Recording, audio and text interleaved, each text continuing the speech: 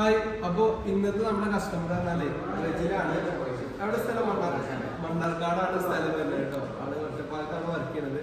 അപ്പോൾ ഇവര് നമ്മളിലേക്ക് എത്തിപ്പെട്ടത് എങ്ങനെയാ വെച്ച് കഴിഞ്ഞാല് നാഫിഹ് നമ്മളിട്ട് ഓൾറെഡി ഒരു 2 വണ്ടി എടുത്തിട്ടുണ്ടായിരുന്നു അല്ലെ. ഒരു i20 പിന്നെ ഒരു അൾട്ടോ എടുത്തിട്ടുണ്ടായിരുന്നു. അപ്പൊ നാഫിനോടെ പറയുന്നത് പല കസ്റ്റമേഴ്സ് ഒക്കെ ഉണ്ടെന്നുണ്ടെങ്കിൽ റഫർ ചെയ്യുകൊണ്ട് പറയും നമ്മള് വീഡിയോസ് ഫോട്ടോസ് കാര്യങ്ങളൊക്കെ അയച്ചിട്ടുണ്ട്. അപ്പൊ അങ്ങനെ നാഫി നമുക്ക് തന്നൊരു കസ്റ്റമറാണ്.